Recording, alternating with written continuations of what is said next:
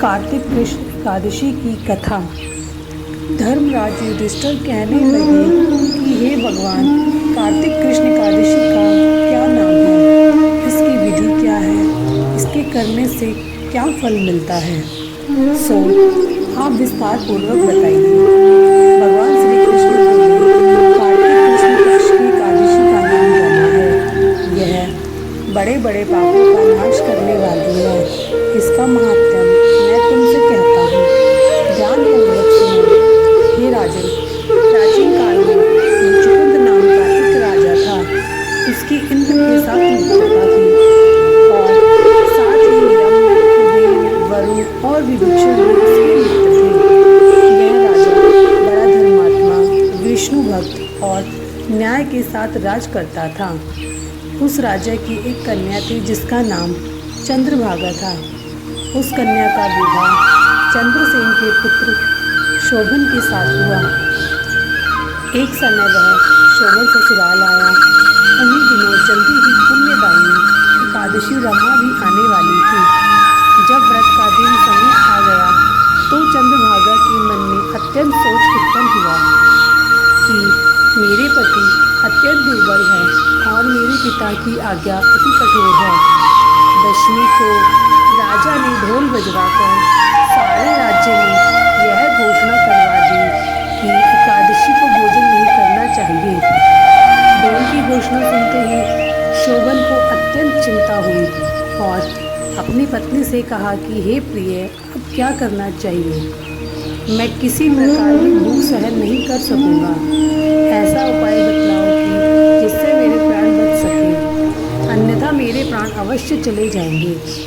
चंद्रभागा कहने लगी कि हे स्वामी, मेरे पिता के राज में एकादशी के दिन कोई भी भोजन नहीं करता।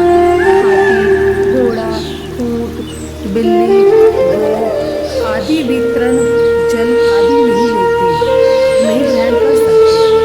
फिर मनुष्य का तो कहना ही क्या है। यदि आप भोजन करना चाहते हैं तो किसी दूसरे स्थान पर चले जाइए, क्योंकि यदि आप नहीं रहना चाहते हैं तो आपको अवश्य व्रत करना पड़ेगा। ऐसा सुनकर शोभन कहने लगा कि हे प्रिय, मैं अवश्य व्रत करूँगा। जो भाग्य में होगा वह देखा जाएगा। इस प्रकार के विचार कर शोभन ने व्रत कर लिया और वह भूख से प्यास से अत्यंत पीड़ित होने लगा। जब सूर्य नारायण अस्त हो गए और रात्रि को जागरण का समय आया तो वैष्णवों को अत्यंत हर्ष देने वाला था, परंतु शोभन के लिए अत्यंत दुखदायी हुआ। प्रातःकाल होते शोभन के प्राण निकल गए। तब राजा ने सुगंधित काष्ठ से उसका उदार संस्कार करवाया, परंतु चंद्रभागा से अपने पिता की आज्ञा से अपने शरीर को दग्ध नहीं किया और शोभन की अंत्येष्टि क्रिया के बाद अपने पिता के घर में ही रहने लगी। रमा एकादशी के प्रभाव से शोभन को मंदराचल पर्वत पर धन धान्य से युक्त तथा शत्रुओं से रहित एक सुंदर देवपुत्र प्राप्त हुआ। वह अत्यंत सुंदर, रत्न और वैडूर्य मणि जटिल स्वर्ण के खंभों पर निर्मित अनेक प्रकार की स्फटिक मणियों से सुशोभित भवन में बहुमूल्य वस्त्राभूषण तथा छत्र व चादर से विभूषित गंधर्व और अप्सराओं से युक्त सिंहासन पर आरूढ़ होकर ऐसा शोभामान हुआ मानो दूसरा इंद्र विराजमान हो। एक समय मुचुकुंद नगर में रहने वाले एक सोम शर्मा नामक ब्राह्मण तीर्थ यात्रा करता हुआ घूमता घूमता उधर जा निकला और उसने शोभन को पहचान कर कि यह तो राजा का जमाई शोभन है, उसके निकट आया।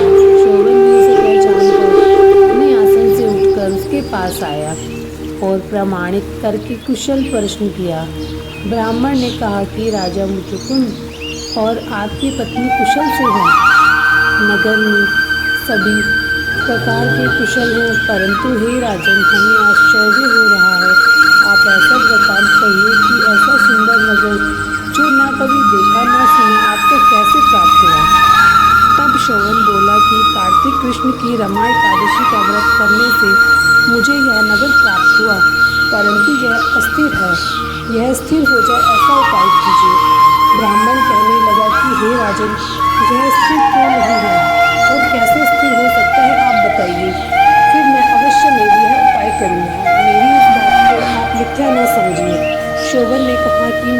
नसीहत को श्रद्धा रहित होकर किया है, अतः यह सब कुछ अस्थिर है। यदि आप मुचुकुंद की कन्या चंद्रभागा को यह सब वृतांत कहें तो वह स्थिर हो सकता है। ऐसा सुनकर उस श्रेष्ठ ब्राह्मण ने अपने नगर लौटकर चंद्रभागा से यह सब वृतांत कह सुनाया। ब्राह्मण के वचन सुनकर चंद्रभागा बड़ी प्रसन्नता से ब्राह्मण से कहने लगे कि हे ब्राह्मण, ये सब बातें आपने प्रत्यक्ष देखी हैं या स्वप्न की बातें कर रहे हैं। ब्राह्मण कहने लगा कि हे पुत्री, मैंने महावन में तुम्हारे पति को प्रत्यक्ष देखा है, साथ ही किसी से विजय न हो सके ऐसा देवताओं के नगर के समान उनका नगर भी देखा है। उन्होंने यह भी कहा है कि यह स्थिर नहीं है। जिस प्रकार वह स्थिर हो सके सो उपाय करना चाहिए। चंद्रभागा कहने लगी, हे विप्र, तुम मुझे वहाँ ले चलो। मुझे पतिदेव के दर्शन की तीव्र लालसा है। मैं अपने किए हुए पुण्य से इस नगर को स्थिर बना दूंगी। आप ऐसा कार्य कीजिए जिससे उनका हमारे संयोग हो, क्योंकि वियोगी को मिला देना महान पुण्य है। सोम शर्मा यह सुनकर चंद्रभागा को लेकर मंदराचल पर्वत के समीप वामदेव ऋषि के आश्रम पर गया। वामदेव जी ने सारी बात सुनकर वेद मंत्रों के उच्चारण से चंद्रभागा का अभिषेक कर दिया। तब ऋषि के मंत्र के प्रभाव और एकादशी के व्रत से चंद्रभागा का शरीर दिव्य हो गया और वह दिव्य गति को प्राप्त हुई। इसके बाद बड़ी प्रसन्नता के साथ अपने पति के निकट गई। अपनी प्रिय पत्नी को आते हुए देखकर शोभन अति प्रसन्न हुआ और उसे बुलाकर अपनी बाईं तरफ बैठा लिया।